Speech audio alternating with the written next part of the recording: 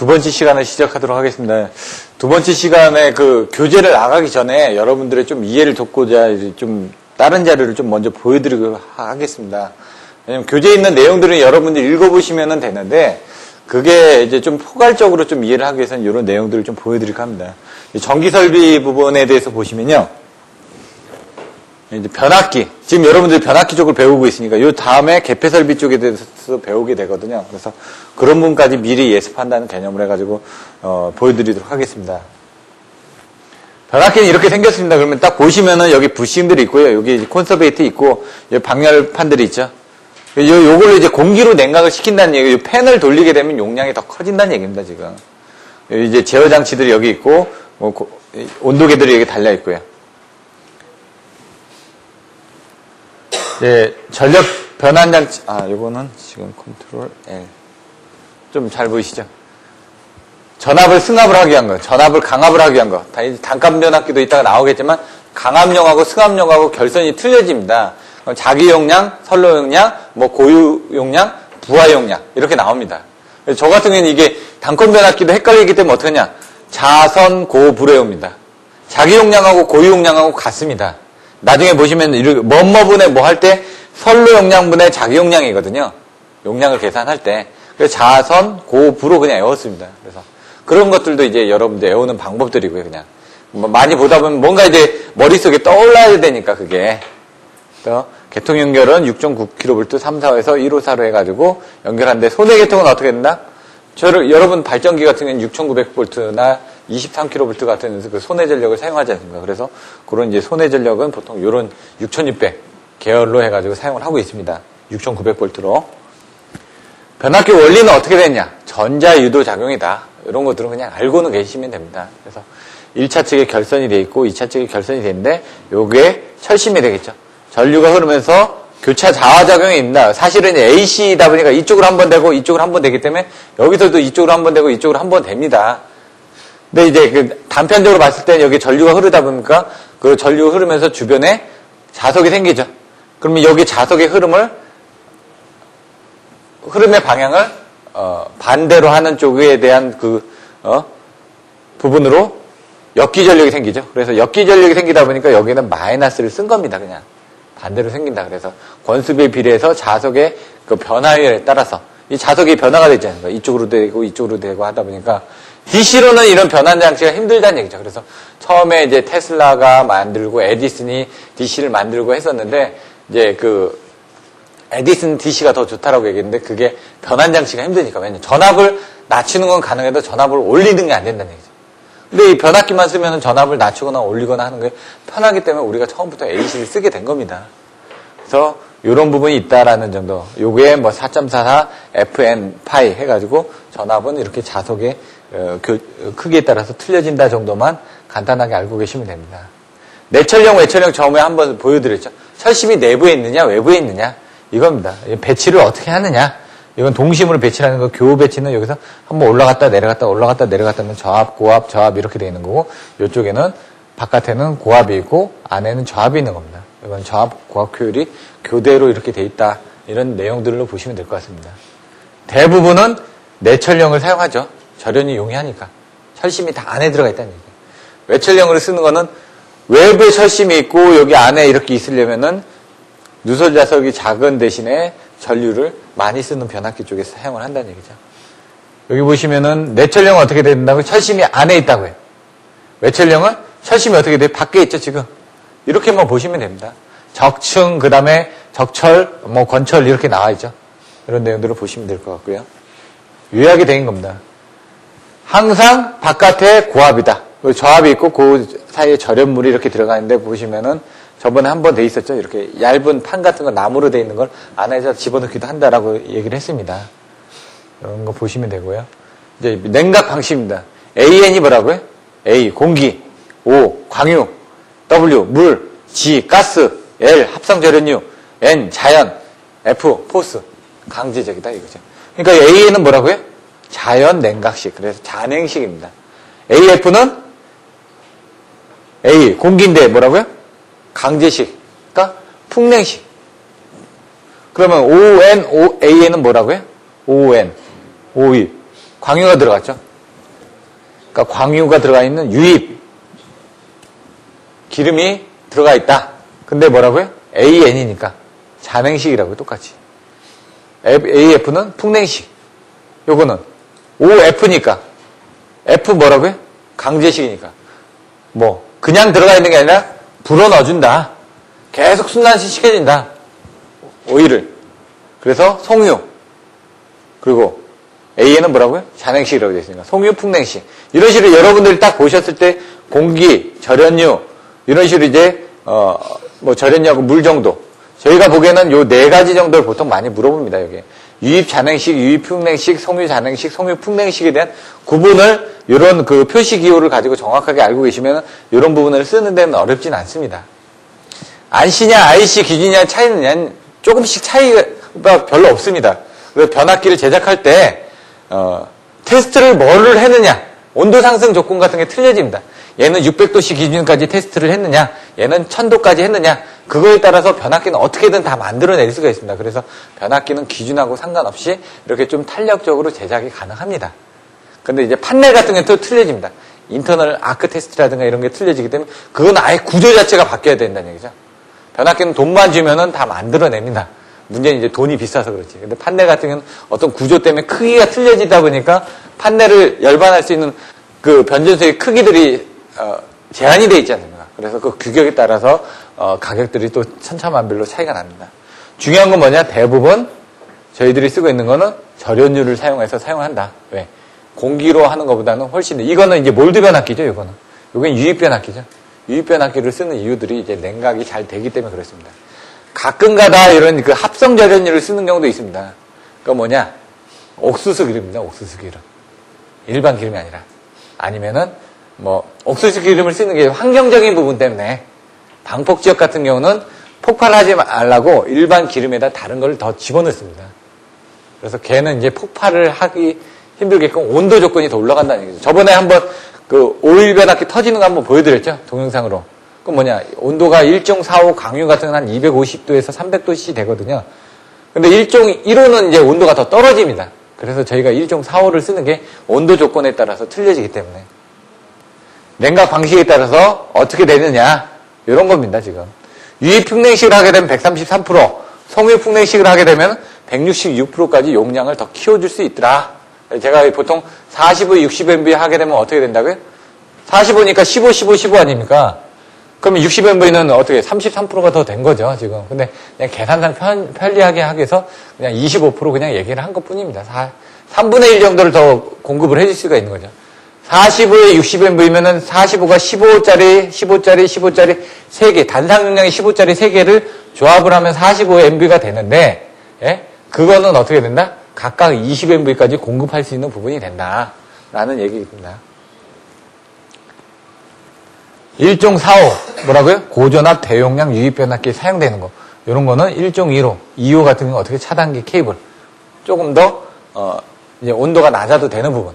왜? 케이블 같은 경우는 허용 온도가 어떻게 되죠? 90도씨죠, 보통.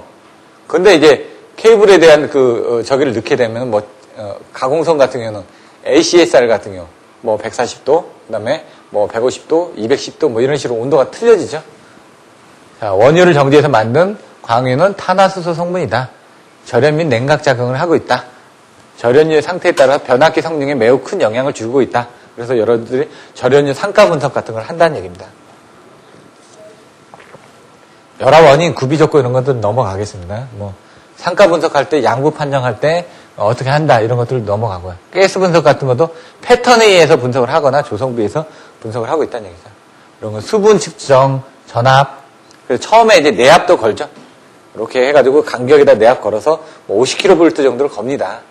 절연유도 1분간 걸어가지고 이런 파괴전압 여기 있죠. 내압 같은 거 이렇게 걸어가지고 이렇게 보고요. 나머지 탭체인지 쪽도 따로 이렇게 봅니다. 절연유가 가열됐을 때 나타나는 가스의 종류입니다. 근데 메탄, 아세틸렌, 에틸렌, 에탄 이렇게 나오는데 자세히 보시면 CH4에 아까 뭐라고 그랬지? 탄화수소라고 그랬죠? 탄화수소니까 탄소 C 성분하고 수소가 들어가 있는 겁니다. 근데 거기에 원자식에 따라서 CH4는 메탄이고요. C2H2는 아세틸렌이고 C2H4는 에틸렌입니다. 에틸렌, 프로필렌 이렇게 나와 있는데 H 성분들은 뭐냐? 온도가 높았을 때 나타나는 성분입니다. 수소 같은 게 나타나는 게 1000도씨에서 2000도씨 사이에서 나타납니다. 네? 나머지 것들도 얘는 한 1800도 정도, 수소만 나타나는 경우는 한 1800도 정도 봐주시면 되고요. 나머지들은 그 온도에 따라서 나타나는 성분들 틀려집니다. 이건 뭐냐면 기름이 안에서 아크가 생겼습니다. 기름을 정지할 때 어떻게 되죠? 아스팔트도 나오죠. 경유도 나오죠. 등유도 나오죠. 다 나온다는 얘기죠. 그건 온도에 따라서 다 찌꺼기가 부산물이 나오는 걸 다 쓴 겁니다. 얘도 그런 식으로 생각을 하시면 됩니다. 근데 얘는 뭐라고요? 30kV에서 인가해서 절연 내력 실험도 한다. 오일이 있고 위에 에어스페이스가 있습니다. 그래서 오일 내 게이지에 따라서 왔다 갔다 하고요. 흡수제가 요 끝에 이제 실리카겔이 이제 있습니다. 그 보라색 정도로 돼 있다가 이제 색깔이 변하면 이제 또 색깔이 변하겠죠. 그런 부분.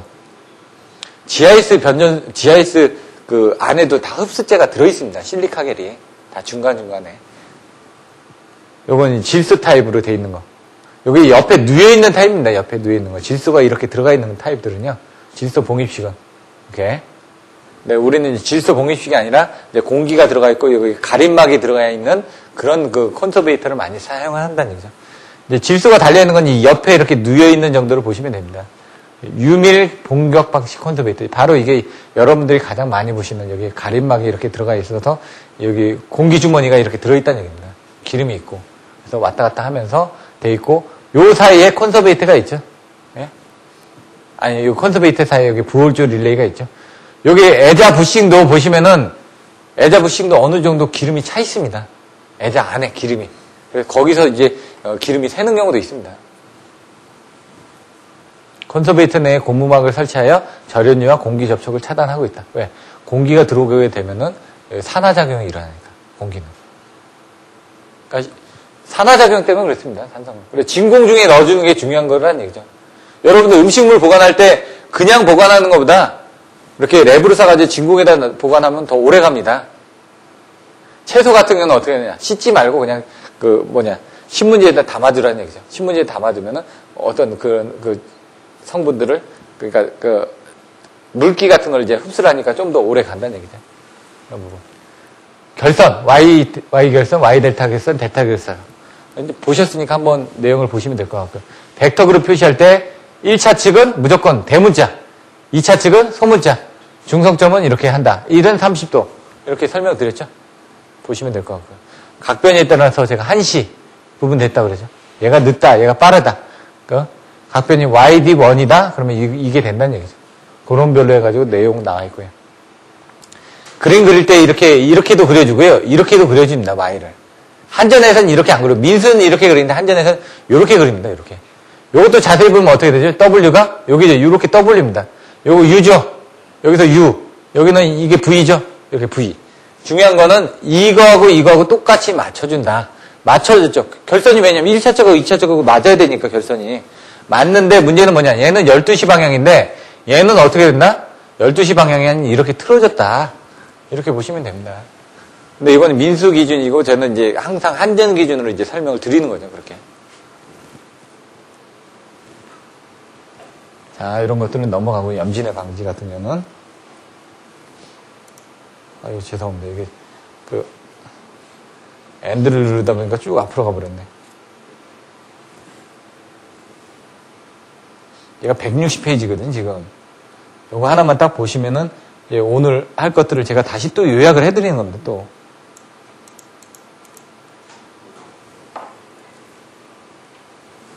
자, 이제, 와이어링 어떻게 하냐, 이런 부분이고요. 이런 것도, 시험을 하는데, 이제 간극성으로 온도 상승법도 반환부하법, 등가부하법 해가지고, 온도 상승 시험법도 있습니다, 변압기는. 나중에 그런 관련도 문제들이 있으니까 참조해서 보시면 되고요. 병렬운전 가능결선 이제 조금 이따 이제 나올 겁니다. 델타, YY. 이렇게 됐는데, 여기 보시면은 이런 것들도 다 똑같기만 하면 된다는 얘기죠. 똑같기만. 근데 이런 식으로 델타, Y는 어떻게, 안 된다. 왜? 30도 이상 차이가 생기니까. 이건 30도 이상 차이가 생겨도 같기 때문에 병렬운전이 가능하다. 얘들도 가능합니다. 다. 그러니까 안 되는 건 뭐냐면 이거밖에 없습니다, 지금. 델타일 때 델타 Y가 연결되거나, YY일 때 델타 Y가 연결되는 거 빼고는 다 된다. 어떤 조합이든지, 그 뭐냐, 여기 사이에는 30도 위상 차이가 나기 때문에 30도 위상 차이가 나지 않기만 하면은 다 병렬 운전이 가능하다라는 것만 알고 계시면 된다는 얘기죠.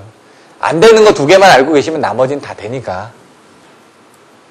근데 병렬 운전 조건에서 뭐라고 그랬죠? 상권, 극정각, Z.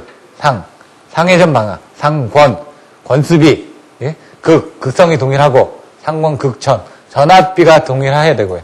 극전, 전압비, 극전, 각변이가 동일해야 돼요. 각, Z, 임피던스가 동일해야 되고요. 그럼 그거에 따라서 뭐가 발생된다? 순환전류 얘기했죠. 아까 무효흥류. 제가 순환전류가 흐른다고 그랬죠. 그럼 순환전류 부분이 거의 다 들어간다면 되고요. 극성이 틀리면 이건 단락이니까 2배의 전압이 발생하는 거고요. 그런 것들은 이해만 해주시면 됩니다. 상회전 방향이 틀리면은 그것도 단락이죠. 그러니까 단락이 일어나는 부분은 극성하고 상회전 방향이다. 나머지는 다 순환전류다. 그래서 변압기든 발전기든 다 병렬운전은 뭐라고요? 순환전류. 무효행류만 생각을 해가지고 답안지를 써 나가시면 된다. 뭐에 과부하가 걸린다고요? 임피던스가 작은 변압기 쪽에. 이런 것들도 과부하가 걸리는 거 계산하는 방법들이 있습니다. 이런 것들은 내용 참조해 보시면 되고요. 온도 기준 조건들. 단거리 전압강화처럼 전압 변동률, 임피던스 전압, 단락전류. 단락전류는 퍼센트 임피던스 때문에 100IN 하나만 알고 계시면 된다고 그랬고요. 이런 건 넘어가겠습니다. 연속적격. 무부하손실, 특징 다 앞에서 설명드렸으니까 넘어가겠습니다. 히스테리시스선이 아몰포스 변압기는 이게 작다. 그래서 이제 보자력이 작다라고 얘기를 하죠. 예? 부하선, 저항선, 와류선, 표류부하선 이렇게 좀 나눠진다. 이제 부하선에선 제가 크게 나눠서 이제 철심하고 권선하고 이제 나눠서 이제 부하가 걸렸을 때 하고 그다음 아까처럼 히스테리시스 또는 와류 이렇게 이제 여러 가지로 나눠진다고 그랬죠. 이런 것들만 이제 저항선, 철선, 동선 이렇게 2개로 나눠지고 와류선까지만 봐주시는데 거기 이제 추가되는 건 표류부하선이 하나 또 있습니다. 그런 것들은 이제 여러분들이 추가를 더 해주시면 됩니다. 귀약 효율, 전부하 효율, 실칙 효율 나와 있죠. 단시간 효율 이런 것들 내용 보시면 되고요. 여기 넘어가겠습니다. 부속 장치 이런 것들은 중요하지가 않으니까 제가 넘어가고요. 온도계도 넘어가겠습니다. OLTC 개념도 여기 뒤에 나와 있으니까 NLTC하고 OLTC하고 그렇게 차이가 있다는 얘기죠. NLTC는 어떻게 되어 있죠? 하나로 이루어져 있죠. 예? 고정절편만. OLTC는 어떻게 되죠? 2개로 이루어져 있죠. 2개로. 저번에 설명드렸지만 한류 덱터가 여기 걸려 있다. 그리고 하나가 돼 있고 하나가 돼 있다. 그래서 이 윗부분하고 밑에 부분으로 돼 있어서 여기서 탭을 조정을 하지만 실질적으로는 여기서 안에서 이렇게 병렬로 연결하는 부분이 있다라고 여러분들 보시면 됩니다. 그래서 OLTC는 안에 이 변압기 안에 들어있는데 이게 지금 함이 별도로 돼 있기 때문에 여기도 지금 바깥에 절연유통이 별도로 이렇게 위에 또 달려 있습니다. 콘서베이트가 또 별도로 달려 있습니다. 그래서 거기만 OLTC가 문제가 생기면 거기만 갈아주시면 됩니다. 탭은 보통 20개 정도, 한전이 17개 내지 21개짜리 탭을 사용합니다. 요거 변압기. 결선이 어떻게 하냐? 1차 측을 델타를 한다. 델타를 하면 뭐라고요? 3고접파 무조건. Y 중성점 접지 가능. 예? 접지가 가능하다. 양전압을 얻을 수 있다. 절연을 어떻게 한다? 균등절연 잔절연 한다. 접지는 어떻게 한다? 이런 식으로. 154 미만은 저항 또는 리액터 접지를 한다. 그래서 22,900쪽에 접지 부분을 하고 있는 거죠. 바로. 그래서 23kV 배전솔레에다 보시면은 그 NGR, 리액터 접지를 0.5에서 0.60짜리를 합니다. 보조 변압기, 기동용 변압기 이런 것들은 넘어가고요. 전절연, 저감절연, 단절연, 균등절연. 전절연하고 저감절연은 뭐라고요? 절연 계급. 예? 아까 유효 접지 계통. 얘는 140호. 전절연은 140호 절연 내력이 시험에도 견딜 수 있다 이거죠. 예?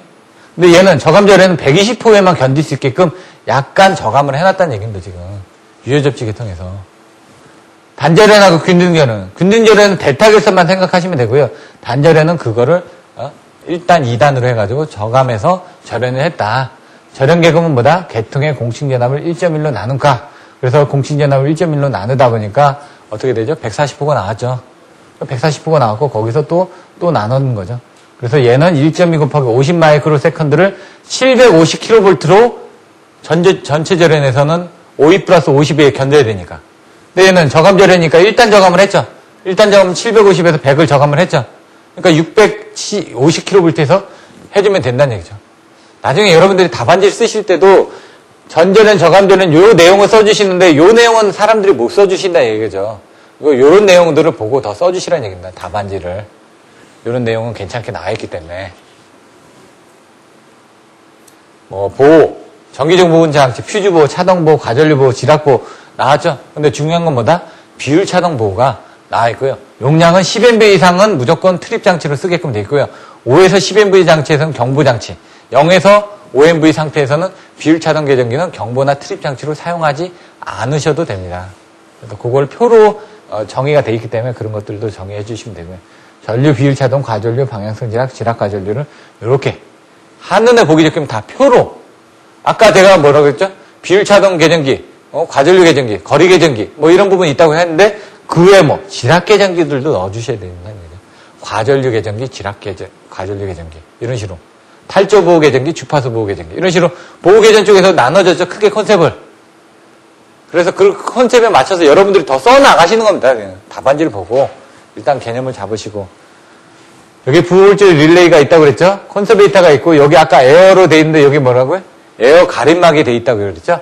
요 밑에 브리서 밑에 그 호흡기 쪽에 실리카겔이 달려 있더라. 요게 두 개가 있었죠? 사진 다 보여드렸죠? 1접점이 여기는 경보용이고 여기는 트림용이다. 그래서 요건 내려갈 때, 올라가거나 내려갈 때 이렇게 변동이 있었을 때 경보를 하고 요건 빨리 지나갈 때 하는 부분이다. 그림의 키포인트를 정확하게 알고 계시라고요. 그럼 이 접점이 이렇게 붙으면 이 접점에 의해서 나간다는 얘기죠. 그림을 그래서 이렇게 그려주시라. 얘는 위아래, 얘는 좌우, 예? 얘는 서든 프로세스 릴러 같은 페이퍼록에서 이렇게 친다는 얘기죠. 이렇게 치는 부분이 있다. 이렇게 뾰족하게 돼 있는 이런 그림을 그려주시라는 얘기고요. 방압병 같은 건 압력을 바깥으로 빼주는 부분들. 그래서 이런 것들은 넘어가겠습니다. 절연장 측정, 뭐 직류전류 시험, 교류전류, 유전정적, 분방전 있는데 넘어가고요. 이것들도 온도 상승 넘어가고요. 차단계 이제 트리플이라는 게 먼저 있습니다. 이따가 여러분 교재 미리 한번 보면 정기적 트리플이, 공기적 트리플이 해가지고 어떠한 조건에서 트립할 수 있는 그 구조.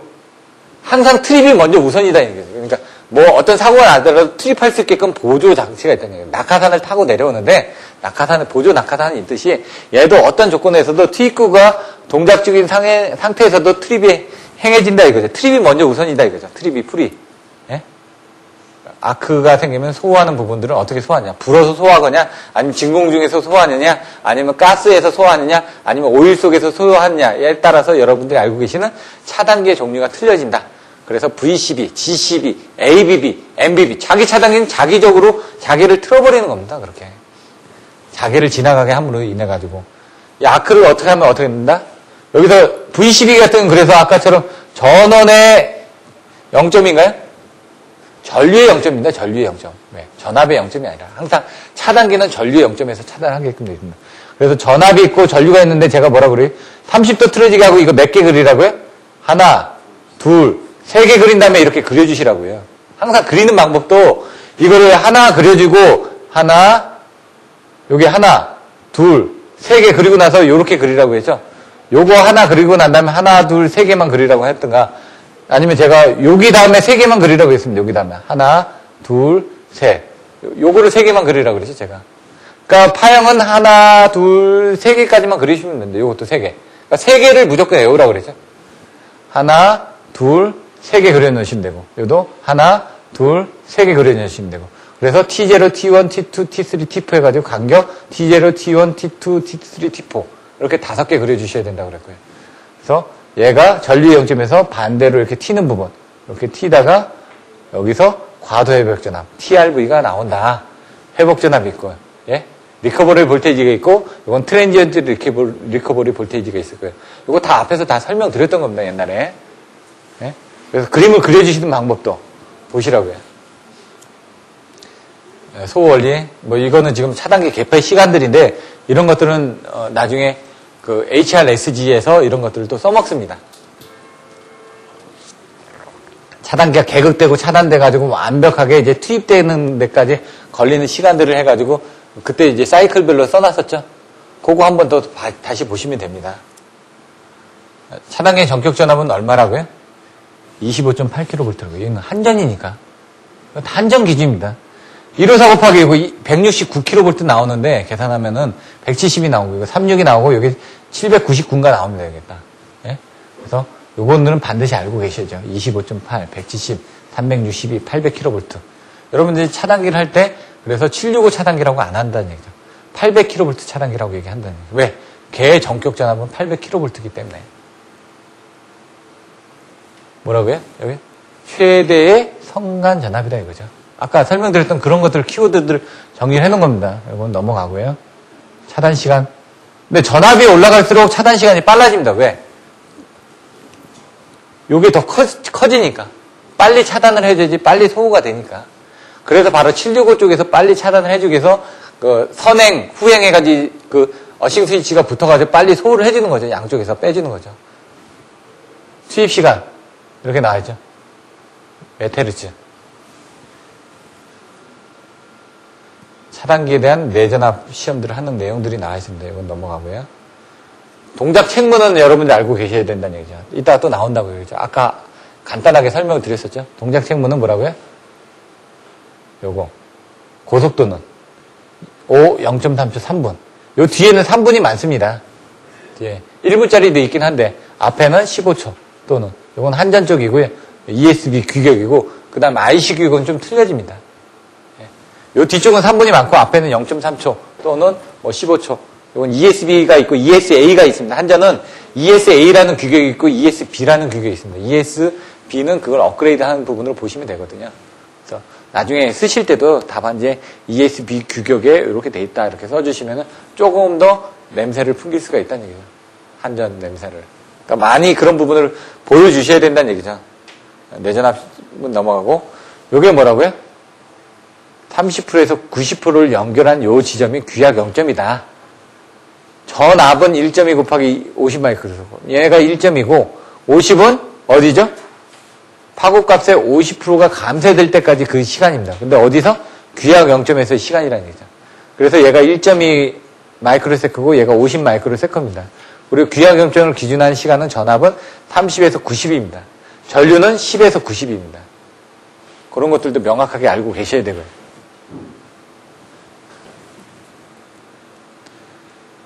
(250에서 2500 마이크로세컨드). 아까 설명드렸죠. 개폐 충격. 예? 앞에가 250이고요. 뒤에는 뭐 500을 생각하라고 그랬죠. 2500. 하나 0을 더 붙여주셔도 되고. 요거는 이제 조금씩 틀려진데 표준은 이거란 얘기죠. 근데 뭐 5000이라고 써져 있는 데들도 있고 그거는 이제 전격으로 표준은 이렇게 정의가 돼 있다. 250에 2500. 차단기 종류 뭐라고요? 유입 차단기, ABB, MBB, VCB, 가스 차단기. 그거별로 이제 구조가 어떻게 되는지, 종류가 어떻게 되는지. 이런 VCB들은 ACB 같은 게 이렇게 돼 있고요. 소원리 어떻게 되는지. 에어 서킷 브레이크가 있는데 얘는 어떻게 되냐면 접점이 두 개로 돼 있습니다. 메인 접점이 있고 보조 접점이 있습니다. 아크 접점이 있다는 얘기야. 접촉이 딱 돼 있으면요. 제가 이거 그림이 지금 어떻게 되는지 모르겠는데 보통은 이렇게 접점이 이렇게 두 개가 붙어 있죠. 붙어 있는 상태에서 하나가 더 두껍습니다. 한쪽 부분이 이렇게 딱 돼 있는 게 아니라 이런 식으로 덧대 있습니다. 여러분들 옷 같은 데 입으면 이런 모서리 덧대 있죠. 그것처럼 접점도 두 개가 덧대 있어가지고 안에 그 아크 접점이 있습니다. 아크 접점은 아크만 소모되는 거고요. 나머지는 주접점이 별도로 있습니다. 그래서 아크가 생기면 어떻게 될까요? 조금씩 녹아내릴 거 아닙니까? VCB도 안에 이제 그 부분이 있는데 VCB는 똑바로 되는 게 아니라 이렇게 틀어집니다. 이렇게 옆으로 틀어지면서 거리를 좀 더 길게 해줍니다. 이런 부분. 솔리드 스테이트 타입이다. 이런 것들은 넘어가겠습니다. 크레들로 할 수 있다. 진공도 10의 마이너스 4승일 때가 뭐라고요? 견디수가 좋다 이거죠. 나중에 보시면 이게 10의 마이너스 이게 무슨 법칙이었다? 갑자기 생각이 안 나네. 예? 파세네 법칙. 파세네 법칙이 해가지고 여기 보시면은 요게 대기압에서는 이만큼의 이거밖에 못 견딘다는 얘기입니다. 근데 기압을 낮추거나 기압을 높이면은 견딜 수가 있다는 얘기죠. 오히려. 그래서 여러분들이 보통 보면 기압이라는 게 1000m 기준입니다, 우리가. 그러니까 물속으로 더 들어가면 기압이 2배씩 늘어나죠? 그것처럼. 얘가 기압이 올라가게 되면 10의 4승. 파세네 법칙에서 10의 마이너스 4승 정도 되면 요 정도의 전압을 견딜 수가 있기 때문에 진공을 압력을 가해가지고 하고 있는 겁니다. 그래서 나중에 그림 그려주실 때 여기도 올라갑니다. 기압이 올라가게 되면. 이거 명시를 하셔야지만 됩니다. V12, 장점, 단점, 뭐 안에 구조들이 돼 있고요. 요 스프링이 차지가 돼가지고 여기 스프링이 있고 여기 이제 저항들이 있습니다. 거기 안에 저항. 예? 저항들이 나중에 이런 것들도 이제 안전공사에 가면 이제 차단기 전문 과정만 있습니다. 4일짜리. 올해부터는 그 과정이 이제 조인이 됐더라고요. 차단기 전동기 뭐 전문 과정으로. 원래는 4일짜리였었는데. 그런 것들도 한번 보시면 되고요. 안에 이렇게 보시면은 진공 차단기 저번에 그 구조 한번 보여드렸죠? 제가 홈페이지 가도 이거 꺼내놓은 게 나와 있는데 요 안에 보시면 요 아크가 이렇게 돼 있죠. 그래서 고정전극, 가동전극 하면서 얘가 똑바로 가는 게 아니라 이렇게 해서 이렇게 휘어지면서 갑니다. 그래서 거리가 좀 더 길어지게끔 얘가 틀어진다. 이런 부분만 알고 계시면 됩니다. 여기 나와 있네. 틀어지는 부분은. 이렇게 약간씩 틀어지면서, 예? 이렇게 틀어지면서 아킹에 대한 거리를, 정기적인 거리를 지금 만들어주고 있다. 이런 식으로 틀어준다. 이렇게. 그 내용이 나와 있습니다. 이렇게. 다 틀어준다. 진공 차단기에 이제 접점들이 어떻게 되고 안에 가장 중요한 게 이 인터럽트입니다. 인터럽트가 가장 중요한 부분이고요. 옛날에는 이걸 다 국내에도 수입을 해서 썼는데 지금 LS 산정 같은 경우에도 이런 부분을 잘 만들고 있습니다. 가장 핵심 성분이 이겁니다, 이게. 나머지는 다 기계적인 부분밖에 없거든요. 왜? 아크를 소후해지는 부분이니까. 나머지는 어떤 식으로 이렇게 뭐 개로 패로가 되는지 내용이 나와 있습니다. 인터럽 빼주는 거 이런 것들 넘어가고요. 공기 차단기는 아크를 여기 압축 공기를 밀어 넣어줍니다. 그래서 한전 AIS 컨벤셔널 타입 같은 데 가면은 이 ABB 차단기들이 있습니다. 이렇게 크게 해가지고 몸체가 좀 큽니다. 일반 진공 차단기보다. 왜? 공기를 이제 불어넣어서 이렇게 빼줘야 되는 부분이 있기 때문에 자기 차단기는 안에 이렇게 아크를 올려줄 수 있는 부분이 돼 있더라. 이렇게 돼 있는데 저는 밖에서 열고 안에 열어봤는데 이런 거는 못 봤습니다. 이게 왜 안에 들어가 있으니까 그냥 통만 있더라고요. 이런 단자들이. 그래서 한번 본 적은 있는데 가스 차단기 같은 경우는 어차피 이것도 안에 가스가 들어가 있는 겁니다. 별 의미는 없습니다.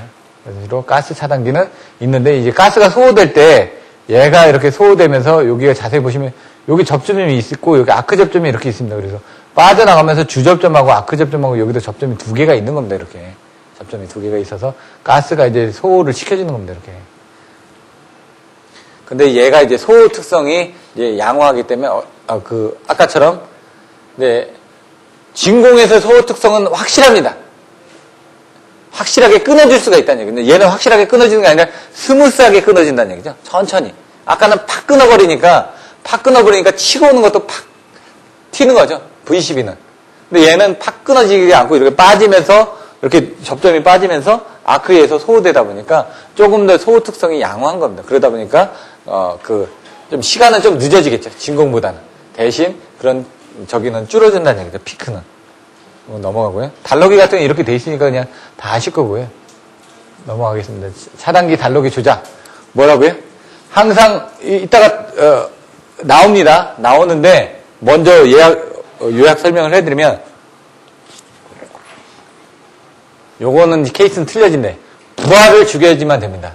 어떻게 죽일까요? 먼저 차단기로 부하 전류를 차단하고 그 다음에 어떻게 될까요? 여기는 개방, 차단기 오픈. 그럼 여기가 끊어졌죠. 확실하게 끊어주기 위해서 부하책을 확실하게 끊어주기 위해서 여기를 끊어주는 겁니다. 그리고 나서 여기 선로축도 끊어졌지 않습니까? 그러니까 끊어주기 위해서 여기를 끊어진다 이거죠. 1번, 2번, 3번으로 끊어진다. 그럼 투입할 때는 어떻게 해야 될까요? 거꾸로 해줘야 되겠죠. 거꾸로 해주는데 여기를 먼저 투입을 하고 여기를 집어넣게 되면 문제가 생기니까 먼저 이쪽을 집어넣어준다 이거죠. 부하측을 집어넣어주고 항상 부하를 기준으로 생각하라 이거죠. 이걸 집어넣어줬으면 얘 끊어주고 그게 아니라 얘를 투입하고 그 다음에 얘를 투입하고 양쪽이 같아지면 그때 차단기를 투입해라 이겁니다. 요건 이제 접지달로기를 오픈하는 부분은 먼저 접지달로기를 빼줘야죠. 그러니까 여기는 차단기를 오픈했습니다. 그러면 어떻게 되죠? 얘를 오픈하죠. 그 다음에 얘를 오픈하죠. 그러고 나서 마지막에 안전장치로 접지 달로기를 넣은 겁니다. 그럼 얘는 여기서 작업을 할 수가 있겠죠. 근데 거꾸로 할 때는 접지 달로기를 오픈하고 먼저 부하층을 먼저 생각하라고 했잖아요. 이걸 오픈하고 그 다음에 뭐를 할까요? 얘를 투입하고 그 다음에 얘를 투입하고 얘를 집어넣습니다. 항상 부하층만 먼저 생각을 하시면 됩니다. 뭐 접지 달로기가 들어가든 간에 개념만 가지고 계시면 된다는 얘기죠. 정확하게. 이런 부분을 정확하게 개념을 안 가지고 계시다 보니까 좀 헷갈리시는 겁니다. 피레기 기능. 요것도 이렇게 그림을 그릴 때는 반대쪽으로 좀 그림을 그려주시는 게 좋습니다. 왜? 변압기가 있고 여기 있으면 이 그림이 들어올 때 이렇게 해서 이쪽으로 들어온다라는 그림으로 제한전압을 할 때는 하죠. 제한전압이 뭐라고요? 정의가? 피레기가 방전할 때 피레기 양단에 걸리는 전압이라고 했죠. 예? 그리고 여기 직렬개박의 특성 요소가 있습니다. 예? 피레기 조건, 키워드 5글자. 예? 예? 재충, 상송, 내. 재, 뭐라고요? 제한전압 낮고, 충격 방전기 시전압 낮을 거. 상용진파 방전기 시전압 높을 거. 속리 차단 능량이 클 거. 내구성이 클 거. 근데 뭐라고요? 첫 번째, 두 번째는 낮고, 세 번째, 네 번째는 다 크다. 그런 식으로 이제 순서를 바꿔서 외우시라고요, 키워드를. 왜냐면 나중에 헷갈리는데 이게 정확하게 여러분들이 정의가 없다 보니까 안 되면 통짜로 외워야 된다. 재충, 상속, 내. 제한전압은 낮아야 된다. 왜? 피레기가 방전될 때 제한전압이 낮아야지 이 변압기에 걸리는 전압도 낮아지니까 그 기계에 영향이 미치지 않을 거 아니냐. 상용주파 충격 방전기 시전압은 낮아야 된다. 왜냐면 그래야지 빨리 방전이 되니까. 예? 상용주파 방전기 시전압은 오동작을 이루어지지 않아야 되니까 보통 1.5배 이상 커져야 된다. 그럼 충격비는 어떻게 된다고요? 밑에가 상용주파 방전 개시전압인가요? 위에가 충격 방전 개시전압이죠. 그거를 분수로 한 게 바로 충격비다. 충격비는 낮을수록 좋다. 이런 내용들도 써주시면 되고요. 그러니까 개념을 그러면서 이제 꼬리에 꼬리를 물듯이 하나하나씩 배워가셔야 된다는 얘기죠. 탄화귀소형이 있고 갭리스, 제트에노 타입이 있다. 그러면 이 탄화귀소는 이렇게 가는데 제트에는 이렇게 간다. 이런 구조에 대한 특성들 나오니까 보시면 될 것 같고요. 전격들 아까 뭐라고요? 144kV 나왔죠. 3, 4, 5는 288kV. 예? 예, 가끔씩 헷갈리는데 어떻게 된다고요? 아까 154에 대해서 288kV를 얘기하신 분들은 80% 피레기, 85% 피레기를 모르시는 겁니다. 115% 피레기를. 왜? 피레기는 전격전압보다 낮아야 되죠. 제한전압 때문에. 방전을 시켜줘야 되는데 얘가 높으면 안 되니까. 예? 그러니까 여기서 이제 보실 때 여기는 어떻게 된다? 아까 140%라고 그랬죠? 거기서. 얘는 3, 4, 5. 요걸 나눈 값에다가 또 이렇게 들어간 거죠. 1.1에다가. 그래서. 근데 문제는 6으로 나눌 수 있는 값이어야 된다. IC 기준에. 이렇게. 이게 자꾸 헷갈립니다. 288 나누기 144 나누기. 그럼 또 나누면 어떻게 될까요? 72가 되겠죠? 여긴 보시면 이렇게 나눠집니다. 288, 144. 이걸 2로 나누면 또 72. 이렇게 나눠진다는 얘기죠. 그런 법칙들도 있습니다. 제가 9구단을 할 때도 어떻게 91은 9, 예? 92 뭐라고요? 18. 1하고 8 더하면 9죠. 93. 안 헤어지면 2하고 7 더하면 9입니다. 9구단은 그런 법칙이 있습니다. 그럼 94, 36이죠. 3하고 6 더하면 9입니다. 그 다음에 95, 45죠. 4하고 5 더하면 9입니다. 이런 식으로 저는 외웠습니다. 나중에. 외우다 보면. 그런 것들도 이제 나름대로 막 자기만의 막 법칙을 생각해서 외우셔야 된다는 얘기죠. 22.9kV는 21kV 내지 18kV입니다. 하지만 22kV는 24kV 내지 7kV, 8kV를 쓰는 경우도 있습니다. 근데 이제 그거는 이제 시험 문제 잘 안 나옵니다. 이거 비접지는 21kV는 많이 사용을 안 하다 보니까 뭐 그런 것들도 있다. 피레기 방전 전류는 2.5카, 5카, 10카가 있다. 이런 내용들. 860, 750, 650, 460. 이거 바로바로 나와야 된다고요. 선비, T에, 설로 애자, B, CB, T, TR, LA, 선비, T에, PR, 애기, 뭐 이렇게 해가지고 860, 750, 650, 460, 1367, 1175, 1050, 뭐 690 이렇게 나와 있는 부분도 있고. 여긴 725로 돼 있죠.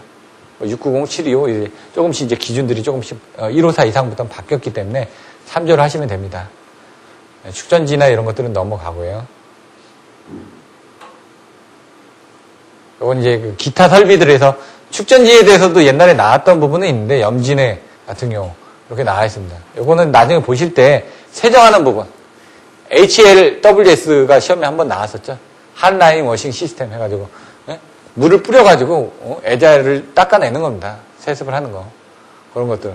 이동식 제트 노즐을 이용해서 세정을 했다. 이런 것들, 고정 스프레이를 세팅을 했다. 아니면 정전을 해가지고 사람이 직접 올라가서 세정을 했다. 애자의 세정 방법들에 대해서 물어보는 경우가 있기 때문에 참조를 하시면 될 것 같습니다. 그 다음에 이제 실리콘 컴파운드를 이용을 해가지고 애자를 쓰게 되면은 이런 것들이 좀 더 유리하다. 이런 내용들입니다. 그래서 애자에 절연 입주할 때가 뭐냐? 그 컴파운드를 바르죠. 반도체 유약 바르죠. 그런 내용들이 이런 것들입니다. 애자가 오손 상태에서 습인에 의한 표면 절연 저하를 방지하기 위해서 애자 표면에 발수성 물질, 반도체적 유약 같은 걸 넣게 되면 물 같은 것도 빨리 떨어져 내릴 거고요.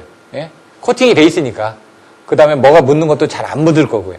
그 다음에 절연적으로 더 잘 돼 있기 때문에 더 견디는데 유리하겠죠. 그런 내용들이 나와 있습니다. 자, 이제 요걸 보고 이제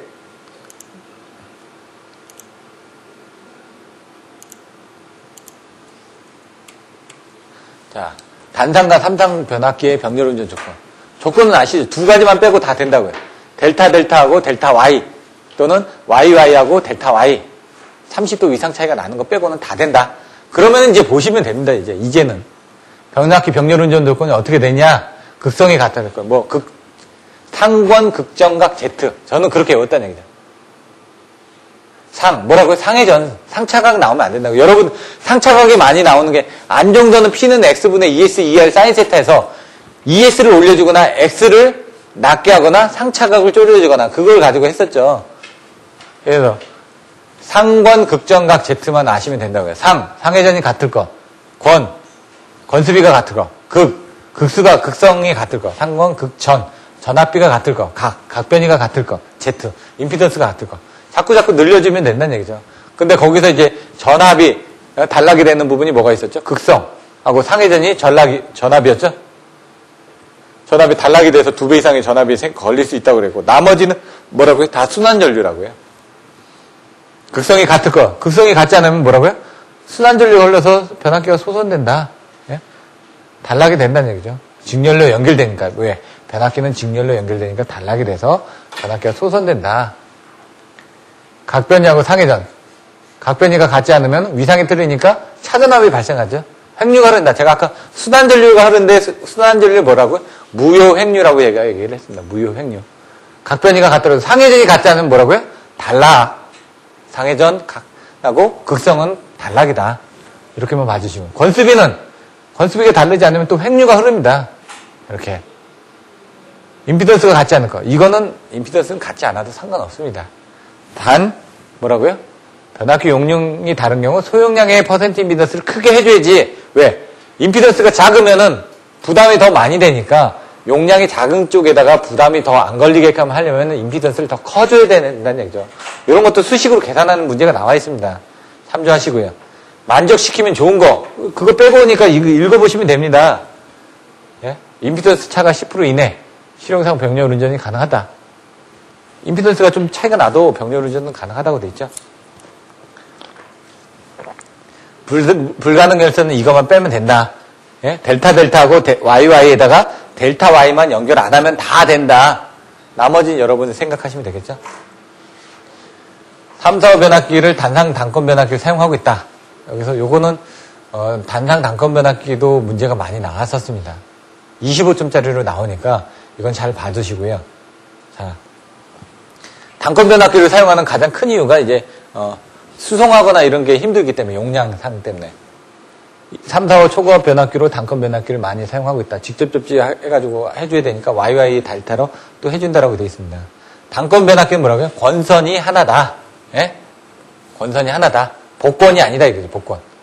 그러니까 한 권선에 중간에 탭을 두어 1, 2차가 서로 절연되지 않고 권선의 일부를 공통으로 사용하는 변압기다. 권선이 하나라는 걸 중점적으로 해주고 그 안에 탭이 있다는 얘기죠. 그래서 1, 2차가 서로 절연되지 않고 하다 보니까 접지도 같아야 되고, 이런 내용들을 이해하고 여러분들이 넘어가시면 되죠. 근데 이게 강압이냐 승합이냐에 따라서 또 틀려지는데 자기 용량, 선로 용량, 고유 용량, 부하 용량. 근데 저는 어떻게 했다고요? 자기 용량, 선로 용량, 부하 용량, 고유 용량, 부하 용량. 자선, 고, 부로 그냥 외웠다는 얘기입니다. 이따가 나오면 그 자선, 고부를 이해를 하시면 조금 더 오래 갑니다. 단권변압기의 장점. 권선을 생략했다. 왜? 권선이 하나니까. 두 개가 아니니까. 동력이 절약됐다. 그리고 불로 권선에는 차전류 걸려서 동선이 감소되므로 효율이 향상된다. 저감전에는 채택할 수 있다. 누설 자석이 없다. 왜? 권선이 하나니까. 선로 용량, 자기 용량보다 크므로 소용량을 걸 수가 있다. 자선, 고, 부라고 했죠. 자기 용량은 이쪽입니다. 자기 부분. 선로 용량은 바깥쪽으로 보셔야 된다. 그러니까 선로 용량이나 부하 용량은 바깥쪽에 걸리는 거, 자기 용량은 안에 걸리는 거를 생각하시면 됩니다. 이따가 헷갈리실 때 보면은 선로 용량은 뭐냐면요. 여기 이렇게 전압이 걸리거든요. 그러니까 이따가 또 설명을 해드리겠지만 한번 보시면은 이렇게 해서 나온다.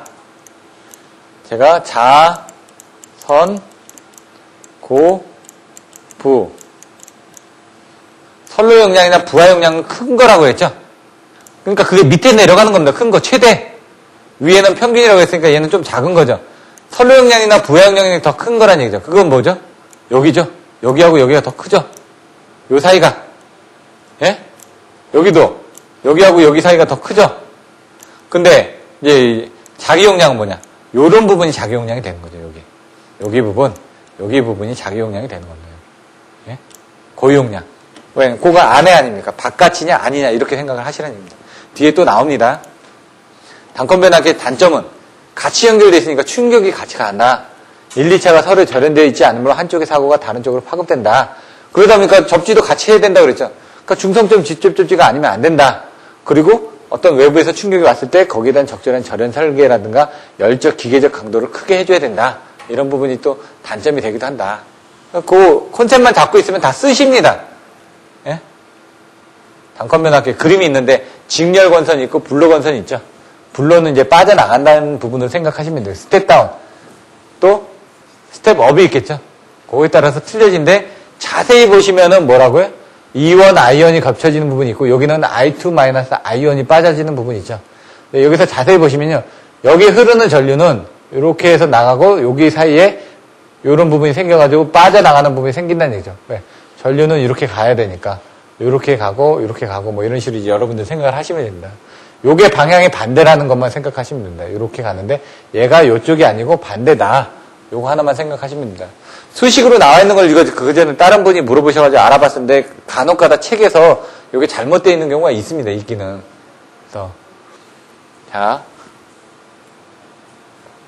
자선거부에서 선로 용량, 부하 용량은 뭐라고요? 선로니까 이쪽이죠. 부하는 어디죠? 여기죠. 그건 바깥쪽이라고 그랬죠. 전부 다. 예? 자선 고부에서 밑에니까 큰 거라고 그랬죠. 그럼 뭐 어떻게 되죠? 얘 P값이죠. P값. 용량이니까. P는 VI 아닙니까? P는 VI니까 E1, I1. 여기 선로 용량이 되겠죠. 부하 용량은 뭐라고요? E2, I2. 부하 용량이 되겠죠. 이렇게 보시면 됩니다. 그런데 자기 용량, 고유 용량. 자기 용량, 고유 용량은 여기라면서요. 여기라면서요.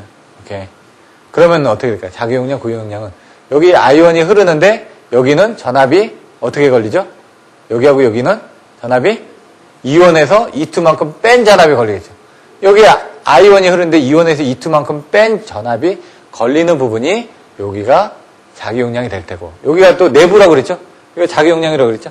뭐 어떻게 되죠? 여기는 전압이 E2가 걸리는데 여기는 전류가 I2- I1이 걸리죠. 이렇게 보시면 된다는 거예요. 그러니까 이게 단권변압기도 그렇게만 이해를 하시면 편합니다. 왜 그런지 몰라도 일단 암기하는 법은 암기가 된다는 얘기죠. 이게 왜 그런지 아는 건 이제 수식이 있는데 그걸 좀 보셔야지만 이해가 됩니다. 그래서 권선 분비는 어떻게 되냐? 권선이 얼마나 이렇게 분배가 됐냐? 여기 위에를 직렬권선이라고 여기 불로권선이라고 하는데 요거의 권선이 얼마만큼 분배됐는 그 비율은 어떻게? 전체분의 이거가 되겠죠.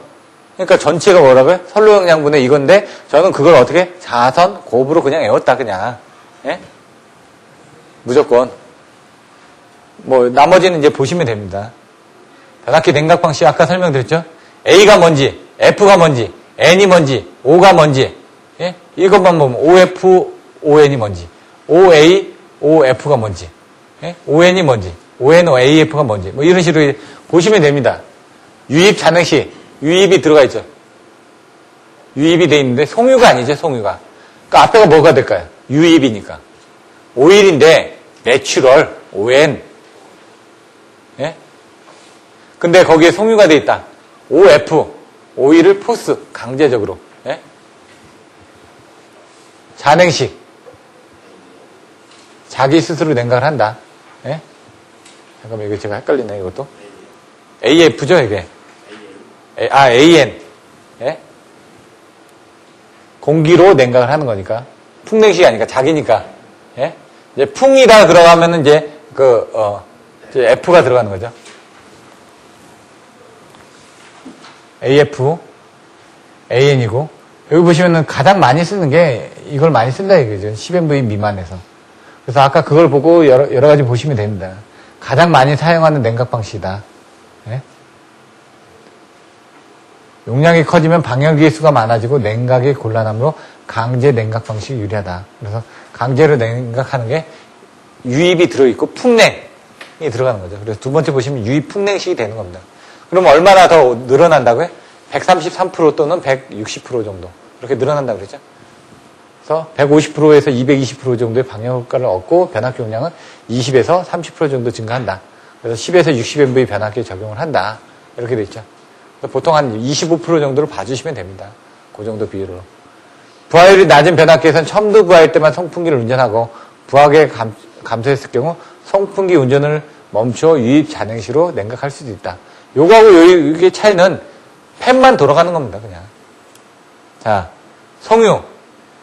기름도 돌려주는 겁니다. 기름도 순환을 해서 돌려준다 이거죠. 방열기 탱크를 따로 두지 않고 변압기 본체에 접속해 송유 펌프를 설치하여 기름을 강제적으로 순환시키는 방식. 기름을 순환시킨다. 송유 풍냉식은 기름도 순환을 시켜주지만 뭐라고요? 냉각도 바람도 순환을 시켜준다. 강제적으로. 그러니까 용량이 큰 거죠. 용량이 컸을 때 대용량 변압기에 쓰여진다. 왜? 크기를 작게 만들어줘야 되니까. 냉각을 시켜줘서 크기를 작게 만들어줘야 된다는 얘기죠. 이런 것들을 보시면 되고요. 그 아까 있던 거 고기를 또 써놓은 겁니다. 이거는 이제 다른 식의 유입 잔행식, 풍냉식, 유입 잔행식, 유입 변압기, 몰드 변압기 이렇게 나눠놓은 겁니다. 이렇게. 네? 기름, 자연, 종류는 뭐고 순환 방식은 어떻게 되고 주의는 어떻게 되고 이런 식으로 이제 또 분류를 한번 해본 겁니다. 보시면 되고요. 제2시 기준이고 이건 안시 기준이고 약간 틀려지죠. 기준에 따라서. 근데 여러분들은 다 요 IC 기준으로 써주셔야 된다는 얘기입니다. IC 기준. 변압기의 이상 검출 방법. 유증가스 분석. 아까 그랬죠. 피 뽑는다고요. 가스를 분석해가지고 탄화수소라고 그랬죠. 탄화수소. CH4. 메탄. CH4가 메탄인 건 알고 계셔야지만 됩니다. 왜? 나중에 기후변압 협약할 때도 메탄가스를 써주셔야 되는데 분자식을 CH4를 써주셔야 되니까.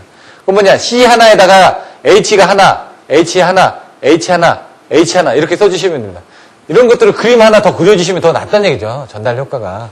CH4 써주시고 그런 그림을 하나 더 그려주시라는 거예요. SF6 가스 F1 6불황이거든요. 여기다가 SF6니까 F가 6개입니다. 위에 F 2개, 밑에 F 2개, 양쪽에 F 하나씩. 이런 그림, 분자식 같은 것도 그냥 쓸데없이 없더라도 그려주시라는 얘기입니다. 자꾸. 눈에 조금 더 띄니까. 요거 유증가스 분석, 절연유의 채취, 분석, 진단을 자동화하는 부법들이 있다. 그래서 뭐 보통 이제 저희가 기름을 담아가지고 이제 오일 회사 쪽으로 보냅니다. 그럼 거기서 하거나 아니면 자체적으로 그런 장비를 가지고 있는 업체에서는 다 분석을 해가지고 나옵니다. 근데 분석하는 장비 사진 같은 것도 여기 다 있습니다. 부분방전 시험은 뭐라고요? 그때 부분방전 하는 것도 한번 보여드렸습니다. 공기 중에 절연이 파괴돼가지고 불꽃을 튀기면서 방전을 하죠. 근데 변압기나 GIS나 이런 것들은 어디 있죠? 다 하마 안에 들어있죠. 안 보인다는 얘기죠. 그래서 안 보이니까 그런 것들을 활선 상태에서 어떤 이제 감지 기능을 이용해서 불어들인다. 그래서 이제 변압기 접지선에다가 로고스키 코일을 이용해가지고 부분 방전에 의한 펄스를 하거나 변압기 위험에 A라는 어쿠스틱 에머전이라는 그런 소리 센서가 있습니다. 기계적으로 소음을 듣는. 그걸 부착을 해가지고 초음파 신호를 검출을 하는 겁니다. 왜냐면, 불꽃이나 어떤 그 엷은 소리를 내면서 방전하는 게 코로나 방전이라고 했으니까, 부분 방전도 그런 것들을 할 거 아닙니까? 그래서 소리로 듣거나 아니면 어떤 파형의 변화를 보겠다는 얘기입니다. 부분 방전 시험. 얘는 부분 방전에 의해서 파샬, 디스차지에 의해서 PD 시험이라고 얘기를 합니다. 초음파 탐상 시험, 아까 AE 장비를 이용해가지고 초음파를 듣는다는 얘기죠. 안에서. 변압기 외염에서 이렇게 하다 보니까 변압기는 4분면, 4분면을 다 센서를 붙여가지고 어느 쪽에서 사고가 났는지를 정확하게 봐주셔야 되는 부분이 있습니다. 적외선 열화상으로 해가지고 보는 거는 이제 큰 부분은 없습니다. 그냥 얼마나 발열이 되는지. 근데 이제 워낙 범용적으로 많이 씁니다, 적외선은. 적외선 뭐라고요? 우리가 이제 무지개를 보죠? 빨주노초 파남보에서 빨간색의 바깥쪽이 적외입니다. 적외선은. 그러면 자외선은 빨주노초 파남보, 보라색의 바깥의 편은 자외선입니다. 적외선은 온도 부분이 있기 때문에 사람들이 눈으로 보거나 하는 부분이 되는데 자외선은 눈으로 볼 수가 없는 영역입니다. 여러분들이 보고 계시는 가시광선 영역이 바로 빨주노초 파남보 그 영역이라는 얘기죠. 그래서 적외선도 여러분들 눈으로 볼 수가 없습니다. 근데 문제는 적외선은 햇빛의 영향을 받는다는 얘기죠. 자외선은 햇빛의 영향을 받지 않기 때문에 자외선으로 검사하는 게 더 정확합니다. 근데 적외선 장비 같은 건 1,000만 원만 주셔도 사거든요. 자외선 장비는 1억을 주셔야 되지만 됩니다. 가격이 보통. 1억 5천, 1억 합니다. 적외선 장비는 제가 한 4가지 정도를 써봤습니다. 지금 플루크 거나 아니면은 그 일본 NEC 장비나 아니면 또 아비오 장비나 뭐 여러 가지를 써봤습니다. 제가. 근데 뭐 그거의 차이는 분해능입니다. 분해능. 그러면 화면이 저장이 되느냐, 아니면 렌즈처럼 이렇게 줌을 할 수 있느냐, 아니면 거기다 온도 센서를 몇 개 찍어서 볼 수 있느냐, 그런 차이고요. 그런 것들도 이제 보시면은 이제 그 원리에서 감도 검출하고 이런 것들이 조금씩 틀려집니다. 안전공사 같은 건 아비오 제품 같은 거 많이 썼었는데, 그거 같은 6,000만 원, 7,000만 원 합니다. 보통. 근데 이제 그런 것들은 안에 저기가 들어갑니다. 방사성 동위원소 같은 게 들어가야 합니다. 그렇기 때문에 그런 것들을 수출하거나 할 때는 이제 세관 신고 또 해주셔야 되고 그런 부분이 또 있습니다. 적외선 카메라로 전기섭이를 지속적으로 촬영하다 보면 비정상적인 열이 발생하는 위치야 온도값까지 볼 수가 있다. 주변 온도하고 같이 봐야 되는데 어느 한쪽만 이제 빨갛게 달아오른다든가 하면은 그쪽은 문제가 있는 거죠. 그래서 분전방 같은 경우 이렇게 많이 열어서 이런 것들을 접점 불량일 때 많이 체크가 됩니다. 접점이 불량이면 눈으로는 안 보이거든요. 근데 적외선 열화상으로 체크가 잘 된다는 얘기죠. 보통 뭐 10도 이상 차이가 납니다. 10도 이상 차이가 나면 뭔가 문제가 있는 겁니다. 베어링 부위까지도 검사가 가능하고 비접촉식이다. 데이터 연속성 보존이 가능하다. 유중가스 분석은 이렇게 해서 가스 분석을 13종의 가스를 분석을 합니다. 그래서 수소, 메탄, 에틸렌, 아세틸렌, 일산화탄소, 메탄 등을 이용해서 뭐 어떤 부분에 사고라는 걸 밝혀냅니다. 그래서 수소, 메탄, 에틸렌, 아세틸렌, 프로필렌 제가 말씀드렸죠. 이런 거별로 해가지고 과열인지 아니면 아크가 생겼는지 이런 것들을 판별할 수가 있더라. 그래서 이런 장비를 이용해서 시약을 떠가지고 옵니다. 일단 떠가지고 와서 여기다 넣어가지고 이런 장비들을 이용해서 어떤 분석을 하게 됩니다. 이런 것들은. 전자파 부분방전, 아까 부분방전이죠. 그러니까 GIS가 있다. GIS도 이렇게 저런 스페이스에다가 이렇게 부분방전 장비를 답니다. 그 후에 쓰는 게 GIS는 그 이상전화 검출하는 부분, 이상 부분을 검출하는 부분이 UHF라는 이제 울트라 하이 프리퀀시입니다. 고주파 영역을 해가지고 한전에서는 니신 장비, 일본의 니신 장비 갖다가 쓰는데 주파수를 받아들이는 겁니다. 주파수. 아까처럼 뭐 그 고주파 같은 경우도 어떻게 되죠? 주파수가 높죠. 다 정상적인 주파수가 아닌 이상적인 주파수가 코로나가 발생할 때도 생긴다는 얘기죠. 그러면은 그 안에 그 주파수를 받아들이면서 외부에서 들어오는 노이즈도 빼주는 그런 그 외부 노이즈 안테나가 있습니다. 그러면서 그 이쪽에서 받아들인 거하고 외부 노이즈에서 받아들인 거를 빼가지고 실질적으로 요 안에 있는 것만 검출하겠다는 얘기입니다. 이런 것들도 옛날에 막 빌려서 썼었습니다. 뭐 전력소 가가지고 제가 다 빌려가지고 썼었는데 밴드 안테나로 돼 있습니다. 그냥 구리로 된 이렇게. 그럼 딱 찍으면은 이렇게 찍으면 이제 그 그래프가 나옵니다. 종이로. 그러면 거기 이제 수치가 뭐 ppm 해가지고 이렇게 나옵니다. 그리고 여기다도 그 절연 스페이스가 이제 그 자석으로 되어 있는 게 있고 플라스틱으로 되어 있는 게 있습니다. 그럼 A 장비 같은 건 자석으로 된 건 그냥 붙이면 딱 붙습니다. 그 옆에 자석이 붙어 있거든요. 아니면은 묶어야 됩니다. 이렇게. 이제 또 밴드식으로 또 되어 있는 것도 있고요. 여기 차단기고요. 여기 이제 모선이 됩니다. 모선에 A, B, C가 이렇게 적혀 있습니다. 나중에. 근데 A 같은 거 어떻게 한다? 여기다 붙여가지고 A 센서로 받아들인다. 이렇게. 그래서 TR 같은 건 어떻게 한다? TR의 접지선에다가 아까 로고스키 코일을 답니다. 로고스키 코일은 뭐냐면 코일이 이렇게 돼 있는데 반이 쪼개져 있어서 이렇게 접속하면 CT입니다. CT를 이렇게 해가지고 달면은 거기서 여기서 내분의 부분 방전이 생기면은 그게 어떻게 외압을 타고 접지선으로 그게 바깥으로 빠져나갑니다. 그래서 그거를 이제 측정을 하는 겁니다. 아니면 이제 L 센서라고 해가지고 접촉을 해가지고 또 하는 부분들이 있고요. 그래서 보통 요건 이제 LDP5라는 램키 장비를 썼습니다. 독일에. 한전에서는 요 램키 장비를 많이 쓰시니까요. 노트북이 하나 있고요. 뭐 애자라든가 이런 것들을 하는 것들은 있는데 이걸 노트북에서 이렇게 파형을 분석을 합니다. 그래서 요 이상한이나 사상한 쪽에서 이렇게 조금 그런 그 노이즈 같은 게 많이 나옵니다. 보통. 그래서 그런 그림도 이렇게 가는데 여기 이렇게 톡톡 튀기고 여기서 가는데 이렇게 톡톡 튀기는 것들을 여기다 밑에다가 좀 더 그림으로 더 그려주시면 됩니다. 여기 실제로 하는 것들이니까 그런 걸 보시면 되고요. 요거는 이제 센서를 다는데 어떻게 된다고요? 요쪽에도 달고, 요쪽에도 달고, 요쪽에도 달고, 요 뒤에도 달고. 각 4분면으로 다 돌아가면서 센서를 다 부착을 해가지고 위치 추적을 하는 겁니다. 적외선 열화상은 이것처럼 똑같은데 열이 이렇게 많이 나죠? 이런 걸 보고 판단하면 됩니다. 그래서 이런 것들은 10도씨 이상이 되면 이상 부분이라고 생각을 하시면 됩니다. 판단. 상비교법도 있고 여러 가지 내용들이 나와 있습니다. 요게 이제 아비오 제품 같은 경우 이렇게 카메라처럼 돼 있습니다. 이렇게. 그래서 여기 사진도 찍고요. 이게 좋은 게 뭐냐면 사진 한 방 찍고요. 자체적으로 사진 찍고 그거를 이렇게 적외선으로 또 찍습니다. 그래야지 뭐냐면 그게 어디 건지 알죠. 이런 조그만 싼 장비는 어떻게 하냐. 사진은 별도로 찍고요. 이거는 적외선에서 또 찍어야 되는데 이런 것들은 안에 사진기도 다 달려있기 때문에 사진 한 방 찍고 그 다음에 열로도 한번 찍고 이렇게 찍는 겁니다. 가격이 비싼 게 더 좋은 거죠.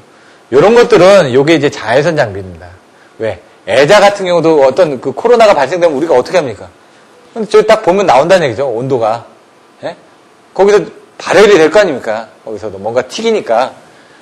그래서 옛날에 철탑 진단도 해봤습니다. 이런 것들도. 자외선은 제가 써보지는 못하고 가지고 있는 것만 한번 봤는데 이런 것들은 적외선으로 쓰게 되면 어떻게 하냐? 일몰시나 이런 데는 안 됩니다. 햇빛이 비쳐가지고. 그러니까 좀 어두울 때 아니면 야간에 좀 비스무리할 때 가서 이렇게 찍어내고 하는데 뭐 여기 철탑도 이게 접지 저항 저감하는 게 접지 저항 측정하는 기기가 있습니다. 이렇게 전봇대 측정하는 전봇대 접지 저항 측정하는 기기가 있습니다. 한전에 이따만한 걸 들고 다닙니다. 그래서 그것도 로고스키 콜처럼 그 전봇대가 있으면 수갑 채우듯이 이렇게 채웁니다. 채워가지고 이렇게 하는 게 있고요. 그 다다나 이런 데서 나오는 조그마한 접지장 측정하는 거 그거 한 100만 원짜리는 이렇게 이제 클램프식으로 접지장 측정하는 것도 있는데 그거의 원리는 이제 CT가 2개 달려 있는 겁니다. 결론은 나중에 보시면 되고요. 변압기에 사용되는 계전기 비율차단 계전기입니다. 변압기 사용하는 계전기까지만 하고 또 잠깐 쉬었다가 하도록 하겠습니다. 이제 비율차단 계전기, 부울조 계전기, 충격압력 계전기, 과전류 계전기 다 설명드렸죠?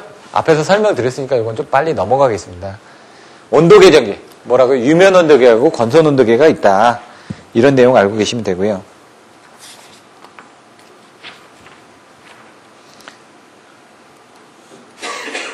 비율차동도 있는데 그거는 기계적 보호장치 좀 더 넣어봤습니다. 여러분 책에는 없는데 아까 보셨죠? 부울주, 그다음 충격압력 계전기 뭐라고요? 96. 부울주니까 96을 쓰되 B를 쓰시면 됩니다. 부울주가. 충격이니까 프레셔 아닙니까? 프레셔, 압력. 그러니까 96P를 써주시면 된다는 얘기죠. 그래서 아까처럼 어렵게 그려주실 필요 없고 요 페이퍼 요거 하나만 해주시면 된다는 얘기죠. 뾰족하게 나와 있는 거. 요게 키 그림이라는 얘기죠. 요거는 위아래 양쪽. 그게 키 그림이고요. 그 키 그림만 그려주시면 된다는 얘기입니다. 나머지 뭐라고요? 온도 계전기, 유면 온도계, 건선 온도계, 26. 유량 온도계가 Q고요. 건선은 와인딩이니까 W고요. 기본적인 계전기 3가지. 이거 앞에서 설명을 드렸습니다. 유입변압기 보호는 비율차동 계정기다. 예? 앞에서 설명드렸죠? 기계적 보호장치는 부홀주 계정기다. 충격압력 계정기다. 그리고 또 뭐가 있었죠? 과전류 계정기 등이 있다. 근데 여기 콘셉트를 어떻게 나눴냐면, 콘셉트를 저희는 정기적인 보호장치하고 기계적인 보호장치로 나눴는데, 여기는 비율차동 계정기하고 기계적인 보호장치하고 과전류 계정기로 나눠놨습니다. 콘셉트를 어떻게 잡느냐에 따라서 틀려집니다. 그래서 명확하게 어떻게 잡아줘야 되는지 그런 것들을 좀 조심하시면 됩니다. 비율차동은 조금 시간이 걸리기 때문에 잠깐 쉬었다가 비율차동하고 그 다음에 나머지 변전 부분을 마무리하고 바로 또 배전으로 또 넘어가서 배전 부분을 전체적으로 정리를 해드리도록 하겠습니다. 잠깐 쉬었다 하도록 하겠습니다.